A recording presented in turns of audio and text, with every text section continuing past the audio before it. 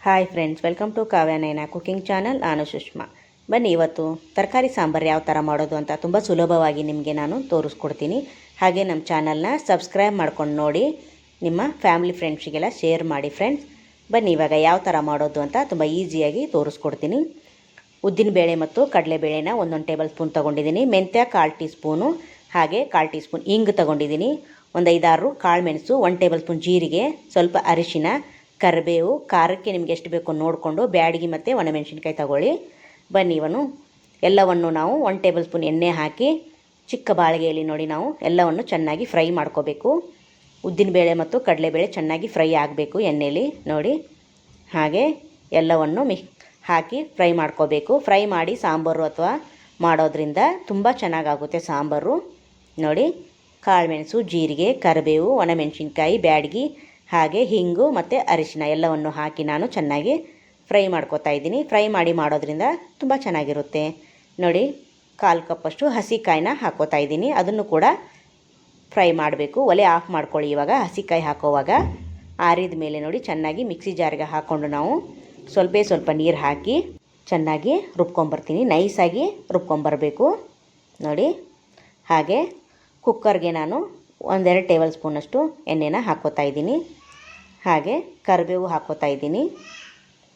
ಜೀರಿಗೆ 1 ಟೇಬಲ್ ಸ್ಪೂನಷ್ಟು ಸೇರಿಸ್ಕೋತಾ ಇದ್ದೀನಿ.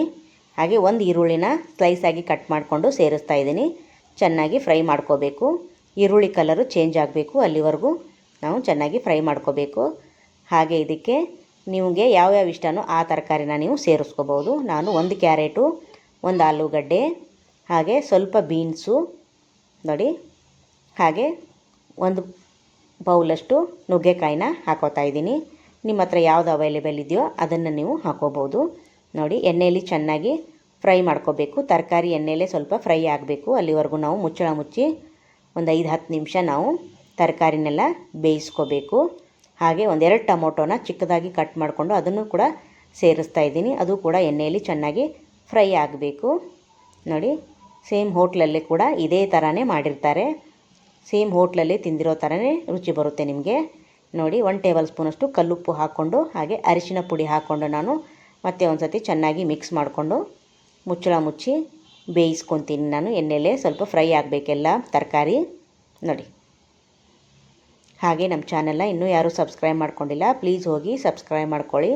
ಬೆಲ್ ಐಕನ್ನ ಪ್ರೆಸ್ ಮಾಡಿ ಆಲ್ ಅನ್ನೋ ನೋಟಿಫಿಕೇಷನ್ನ ಸೆಲೆಕ್ಟ್ ಮಾಡಿಕೊಂಡ್ರೆ ನಾವು ಹಾಕೋ ವೀಡಿಯೋ ಎಲ್ಲ ಮೊದಲು ನಿಮಗೆ ಬರುತ್ತದೆ ಫ್ರೆಂಡ್ಸ್. ಆಗ ಎಲ್ಲರಿಗಿಂತ ಮುಂಚೆ ನೀವೇ ನೋಡ್ಬೋದು ನೋಡಿ. ತರಕಾರಿ ಬೇಯೋದಕ್ಕೆ ನಾನು 1 ಗ್ಲಾಸಷ್ಟು ನೀರನ್ನ ಹಾಕಿ ಮುಚ್ಚಳ ಮುಚ್ಚಿ ಒಂದು 10 ನಿಮಿಷ ಬೇಯಿಸ್ಕೊತೀನಿ.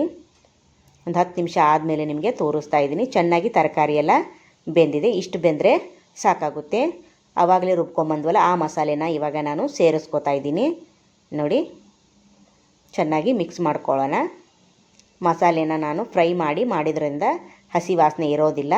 ಮುಂಚೆನೇ ನಾವು ಬೇಯಿಸಿಟ್ಕೊಂಡಿರೋ ಬೇಳೆನ ಹಾಗೂ 1 ಸೌಟಷ್ಟು ಹುಣಸೆ ರಸನ ಸೇರಿಸ್ಕೋಬೇಕಾಗುತ್ತೆ ನೋಡಿ. ಬೇಯಿಸಿ ಮುಂಚೆನೇ ಇಟ್ಕೊಂಡಿದ್ದೀನಿ ನಾನು ಕುಕ್ಕರಲ್ಲಿ 3 ವಿಸಿಲು. ಈಗ ಹುಣಸೆ ರಸನ ಸೇರಿಸ್ಕೊತಾ ಇದ್ದೀನಿ.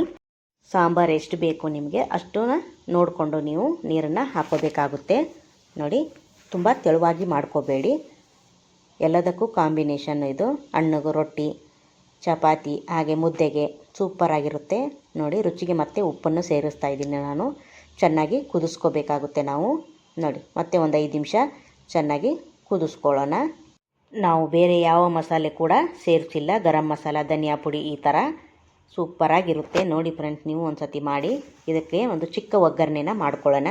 ಚಿಕ್ಕ ಬಾಣಲಿಗೆ ನಾವು 1 ಟೇಬಲ್ ಸ್ಪೂನಷ್ಟು ತುಪ್ಪ ಹಾಕ್ಕೊಂಡು, ತುಪ್ಪ ಕರಗಿದ ಮೇಲೆ ಕರಿಬೇವು, ಒಣಮೆಣಸಿನ್ಕಾಯಿ, ಸಾಸಿವೆ, ಹಾಗೆ ಅರಿಶಿನ ಪುಡಿ, ಹಿಂಗನ್ನು ಹಾಕ್ಕೊಂಡು ಚೆನ್ನಾಗಿ ಫ್ರೈ ಮಾಡ್ಕೊಳ್ಳೋಣ. ಚೆನ್ನಾಗಿ ಫ್ರೈ ಮಾಡಿಕೊಂಡು ಸಾಂಬಾರಿಗೆ ಒಗ್ಗರಣೆ ಸೇರಿಸ್ಕೊಳ್ಳೋಣ. Wow, super! ಎಷ್ಟು ಚೆಂದ ಕಾಣಿಸ್ತಾ ಇದೆ ನೋಡಿ ಫ್ರೆಂಡ್ಸ್ ಸಾಂಬಾರು. ಚೆನ್ನಾಗಿ ಮತ್ತೆ ಕುದಿಸ್ಕೊಂಡು ನಾವು ಸ್ವಲ್ಪ ಲಾಸ್ಟಲ್ಲಿ ಕೊತ್ತಂಬರಿ ಸೊಪ್ಪನ್ನು ಸೇರಿಸ್ಕೊಂಡು ಮಿಕ್ಸ್ ಮಾಡ್ಕೊಳ್ಳೋಣ ನೋಡಿ. ಸೂಪರ್ ಅಲ್ವಾ? ಬಿಸಿ ಬಿಸಿ ಅನ್ನದ ಜೊತೆಗೆ ಸರ್ವ್ ಮಾಡ್ತಾಯಿದ್ದೀನಿ.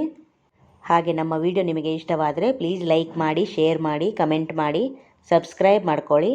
ನಮ್ಮ ವಿಡಿಯೋ ನೋಡಿದ್ದಕ್ಕಾಗಿ ನಿಮ್ಮೆಲ್ಲರಿಗೂ ಧನ್ಯವಾದಗಳು. Thank you for watching. ನಮಸ್ಕಾರ ಫ್ರೆಂಡ್ಸ್. ಬಾಯ್.